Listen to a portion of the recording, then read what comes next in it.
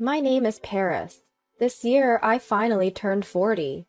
Back in my 20s, I met my husband Damon, who was a contractor at my workplace, and we got married. We've had a comfortable life ever since, thanks to my husband's hard work over the years. Let me tell you about the time we struggled the most, right after we got married. I was born as the granddaughter of a landowner in a small town in Washington state. Although my grandfather was a landowner, he's not that impressive.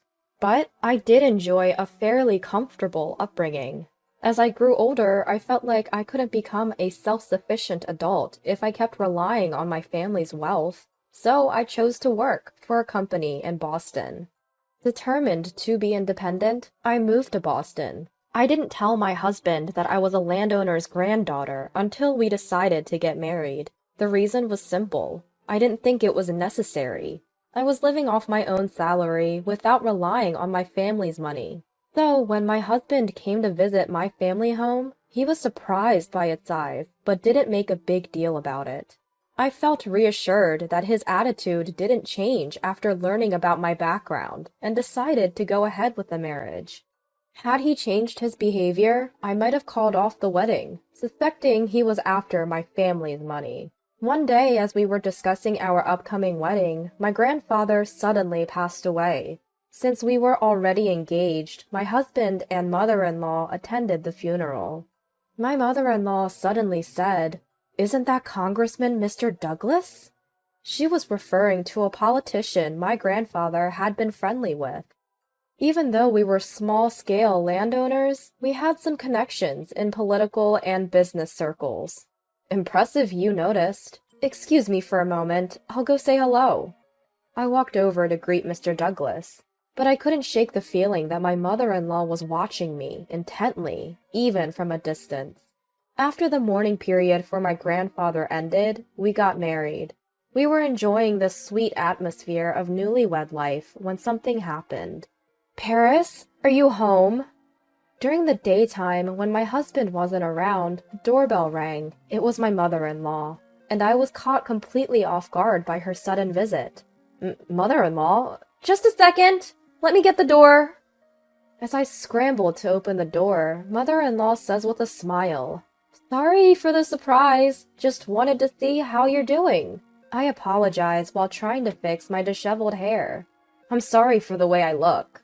"Mother-in-law, Damon's not here today. He's at work." "That's fine. I actually came to talk to you. Just wanted to make sure Damon's not causing any trouble." Mother-in-law asks various questions, like how my life with her son is going, and if I'm facing any challenges. I'm relieved for a moment, glad that mother-in-law is understanding. But then she sips her coffee, straightens her posture, and says, "By the way, I heard from Damon that your family in Paris owns land?" I didn't expect such a question out of the blue. Still thinking it's just small talk, I answer, No, it's not like that. My grandfather just owns a little land. It's not a big deal." Mother-in-law smiles and asks, "But your family's well off, right?" Something about this makes me uneasy. I manage to keep a smile and play it off. As I suspected, the conversation shifts to awkward topics like my income and whether I'm getting any financial help from my family. From then on, mother-in-law starts visiting our home whenever Damon is not around. She'll look around and always say, "You should ask your parents for help." This happens especially when the house is a bit untidy or after she's taken a peek in the refrigerator. I can tell she's implying, "Why don't you hire a housekeeper?" Or, "You should ask for grocery money." Not wanting to argue, I brush it off each time with a laugh. Then one day, I noticed my card holder was missing. It was a small branded gift from my mom when I got my job. I'm not fond of expensive things, but I remember Mom saying, "Let me do this much for you." And I treasured it, even though it was a bit worn out. I searched everywhere, drawers, bags, but couldn't find it. So casually, I asked mother-in-law, who sometimes helps with cleaning, "Have you seen a yellow card holder?" I thought she might know because she sometimes helps me clean our house. What she says next is completely unexpected. "Oh, that? It was so lovely, I took it." I couldn't believe what was happening. Taking other people's things without asking? Is that acceptable now? I briefly wondered if I'd missed some new custom. But no, that can't be it. Great souvenir. Thanks. Why am I being thanked for something I never gave? I was so shocked I couldn't find the words. That's actually something special my mom gave me, so I can't just give it away. There's a lot I want to say, but I stick to the bare minimum to make my point, not wanting to escalate things. I try hard to calm my racing heart and muster some semblance of respect, because after all, she's my mother-in-law.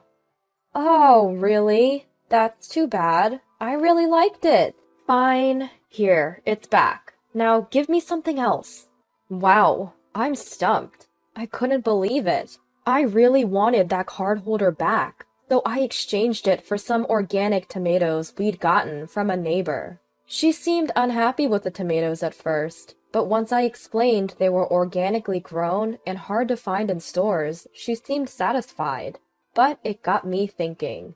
All those times she'd come over to help tidy up, she was actually snooping for valuables. She practically knows the contents of our entire house, and it gave me the creeps.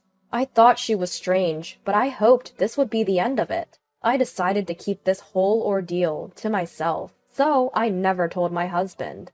But then, she showed up again, not long after the incident. The nerve of her to come back after all that. Although I reined in my annoyance, remembering she is my mother-in-law after all.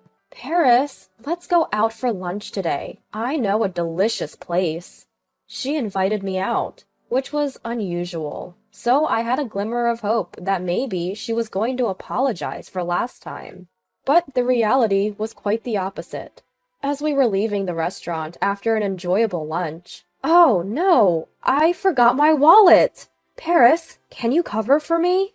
she said. To be honest, given the previous incident, I had a bad feeling about this, but I couldn't just not pay, so I reluctantly covered the whole bill. "Thank you, Paris." Just as I expected, the money never came back. Since then, my mother-in-law often invited me to lunch, conveniently forgetting her wallet each time. I was left with no choice but to pick up the tab. She also never stopped taking things from her home. It got worse every day. "So, what's the gift for today?" she would ask. Out of sheer necessity, I started preparing extra groceries and snacks to give to her. It was better than her taking things without asking, but it still felt awful. The more this went on, the harder it became to talk to my husband about it.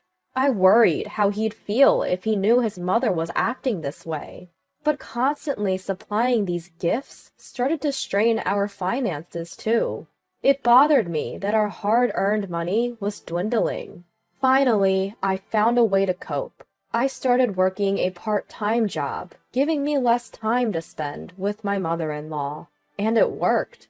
I had significantly fewer encounters with her. Maybe I should have done this from the start. Now I only had to deal with her during summer vacations and Christmas visits, which made life much easier. But when we visited her for the summer vacation after a long time, her bad habits re-emerged. She'd only make comments like, "How have you been with your family lately?" Or, "That's a nice watch you're wearing," when my husband was away. Though I had some financial flexibility because of my part-time job, my watch was nothing special. As for my relationship with my family, it was the same as always. She had one reason for asking these questions. I realized from my long experience with her. She was fishing to see if she could get something more. "Hey, sister-in-law! Long time no see. Got any gifts?" Just when I was getting fed up with my mother-in-law, up popped my jobless, live-at-home sister-in-law, Madeline. "I've brought some snacks. Feel free to have some," I said with a smile. That's when my sister-in-law said something outrageous. "No, not like that. Your family is rich, right? Don't you have something better, like a designer bag?" She wanted a designer bag as a casual gift? I was speechless. just like when my mother-in-law had made her ridiculous demands. "I'm sorry for not being more thoughtful," I said, brushing it off. I have so much I want to say, but I don't want to stir up trouble during a short 2-night visit. "Seriously? Make sure you bring gifts next time." My sister-in-law retreated to her room, laughing as if she were in the right. She's only a few years younger than me, and her outrageous comments and actions are infuriating. But I keep my cool, reminding myself that I married into this family. Yet, the lack of gifts seemed to have hardened my sister-in-law and mother-in-law against me. I realized this while helping with household chores. "You're washing those dishes wrong. You're using too much soap and wasting water," griped my mother-in-law. Confused, I was taken aback. I wash dishes like anyone else, and it's the same way I do it at the restaurant, where I work part-time. If anything, I think I'm more careful here. "Well, you're from a well-off family, so I guess you're not used to household chores," she chuckled. Here I am, washing a mountain of dirty dishes she'd left, and she's saying I don't do housework? The audacity. I wanted to voice my displeasure, but I held it in. "Well, it's done now. Just pay for the soap and water later," she said. With that, she left all the chores to me and went off to watch TV. My sister-in-law was no better, demanding an allowance from me. I have no obligation to give money to an adult woman who's only 3 years younger than me. I tried to laugh it off, but she was persistent. She even opened the bathroom door while I was showering to say, "I'm waiting for my allowance." Even between women, this is unacceptable. Finally, I lost my patience and snapped. "I can't do that." Perhaps because she's younger, I loosened my self-control. "What? How arrogant. I'll tell Mom," she retorted, and she really did report me to our mother-in-law. Under normal circumstances, a parent would scold or be dumbfounded by such behavior, but not the woman in this family. "How could you, Paris? Don't you find Madeline adorable?" I was reprimanded. Adorable? No way. But I knew they would keep blaming me until they got money. I'll be going home tomorrow. With that thought, I ended up giving in and handed my sister-in-law some money. And so it was decided that we'd visit my in-laws again for Christmas. At that time, we had just returned from a trip to Italy for our wedding anniversary, so I thought no one would say anything more. I heard mother-in-law and father-in-law will be celebrating their 25th wedding anniversary next year, so I bought them a pair of Venetian glasses, each costing around $300 as a gift. I've had my ups and downs with mother-in-law, but I felt I could put my heart into choosing these. For my sister-in-law, I picked out a leather bag from a popular, though not famous, Italian brand. It was a little bitter meeting their demands, but our rare trip had been enjoyable, so it didn't bother me too much. In fact, during the trip, I confided everything about mother-in-law and my sister-in-law to my husband. It felt wrong to bring it up during a fun moment, but the freeing atmosphere of our trip made me spill the beans. My husband held me and said, "I'm sorry. I'm glad you talked to me. Let me know right away if something happens again." He's truly a wonderful man. I'm glad I married him. I felt so clear-headed. But my warm feelings were about to be shattered. Crash! A loud noise rang out, and startled, I rushed to the kitchen. The Venetian glasses I gifted were in pieces. "Oh, Paris! I'm so sorry! My hand slipped!"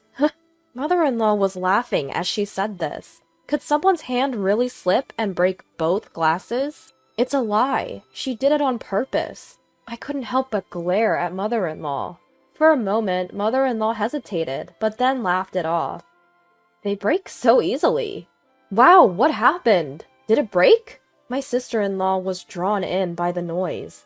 "Yes, it did. It was just an accident." This is not how someone who breaks a gift within hours should act. I couldn't believe the nerve of these two, laughing non-stop in this situation. Memories of past grievances flooded back. I'd carefully chosen these gifts, thinking of mother-in-law and father-in-law. I stared at the broken glasses, my heart sinking, when my sister-in-law looked at me. Well, if it's such a cheap thing that breaks easily, you shouldn't have bothered. If you're wealthy, bring something high-end, at least. My stepsister nodded in agreement with my mother-in-law's words. I don't need such pathetic souvenirs. Oh, wait a minute. Rushing back to her room, my stepsister returned with the bag I had gifted her. I was actually running out of toys for Charlie, she said, laughing as she let Charlie, the family dog in the yard, chew on the bag. In no time, the bag was in tatters, ruined by teeth and dirt. It felt like my fond memories of Italy were torn to shreds, and tears almost filled my eyes. I won't forgive this. Fine, I'm leaving. I won't be coming back anymore, I said. Both my mother-in-law and stepsister responded with a puzzled, "Huh?" Their mouths were still smiling, so I guess they didn't get it. No worries. Let me make it clear for them. Did you hear that? I spoke into my mobile phone. Yes, I heard it all. I'm on my way. Upon hearing my husband's voice, I ended the video call. In reality, he had left me alone on purpose to gather evidence of their mistreatment. I'd been updating him via WhatsApp, and upon hearing a noise, he had instructed me to start a video call. The only reason I didn't break into tears was that I had a strong ally on my side. My husband arrived and immediately asked, "What's going on here?" "My glass from Paris just accidentally broke," my mother-in-law responded. Stepsister also tried to chime in. "Charlie just decided to..." But my husband wasn't having any of it.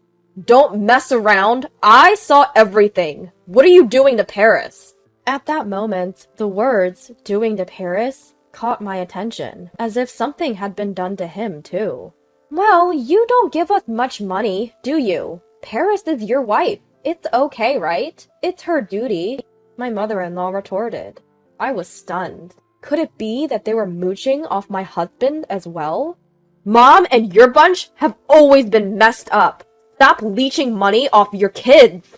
With my husband's words, suspicion turned into certainty. Turns out, he'd been asked for money by his family for a long time, too. Before we got married, they even created debts under his name, which he ended up paying off. After marriage, the money grubbing continued. It seems he just didn't lend them anymore. I was truly shocked to find this out, but maybe he felt it wasn't necessary to tell me, just like I hadn't told him I was the grandchild of a landowner. He probably thought it was a problem only he had to deal with. Never could he have imagined that they'd target his wife. But since my parents were landowners, they now targeted me. How far will these people go to squeeze money out of others? It's disgusting. Even if they're my husband's family, they're awful. That's it! If you're going to go after Paris too, then it's a different story. My husband raised his voice. From now on, I'm cutting ties with this family. I'll sell off everything I bought. From cars to household items. You better find a new TV and fridge, quick! At this moment, my mother-in-law and sister-in-law were visibly stunned. And for good reason. The only people living in this house are my retired father-in-law on pension, my homemaker mother-in-law, and my unemployed sister-in-law. This household doesn't have the means to recover the household items if they're sold. My husband and I, who work hard outside and earn our own money, must have been seen as reliable support. "Let's go," said my husband, pulling my hand. We left the kitchen. But from behind, my mother-in-law and sister-in-law chased after us. "Wait! Please, don't abandon us! We won't ask Paris for gifts anymore!" At these words, my husband stopped. "Stop making basic decency sound like a favor! It's messed up to demand money and gifts in the first place!" At my husband's cold response, my mother-in-law and sister-in-law looked disheartened. Do they not understand common sense? It's almost pitiable. My husband threw them a small lifeline. "If you can write up a contract, we can reconsider." Upon hearing this, my mother-in-law and sister-in-law said, "A contract?" Looking puzzled. The agreement was straightforward, meant for someone committed to working hard. No contact or communication with me when my husband isn't around, and to pay back all the money they've borrowed so far. However, mother-in-law and my sister-in-law immediately started fighting over who would get a job to meet these terms. They didn't want their stuff sold, but neither did they want to work. Seeing this, my husband whispered to me, "Let's cut them off once they've paid us back. I never said I was reconsidering cutting ties with them." I couldn't help but laugh. I completely agreed. I didn't want to be associated with these people who had nothing better to do than rely on others. After that, we never visited my husband's family home again. Over 10 years have passed. The financial state of my husband's family has been in shambles, struggling to pay rent, daily expenses, and other debts. Mother-in-law and my sister-in-law are working, sort of.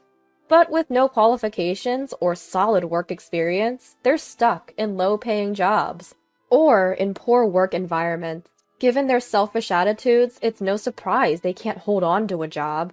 Despite that, they don't want to give up their lavish lifestyles, so their debt keeps piling up. They keep reaching out to my husband, begging for help, but he's firmly rejected them, effectively cutting off ties.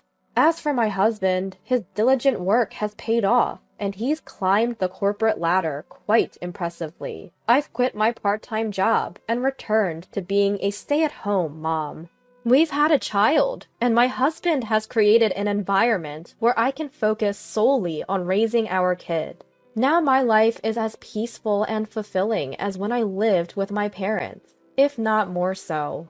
I'm grateful for having such a wonderful husband. Your parents' achievements don't define you. Similarly, if your parents are terrible, it doesn't mean you'll turn out the same way. What matters most is your own character, no matter the circumstances you were raised in. I intend to keep growing, to always be that better version of myself.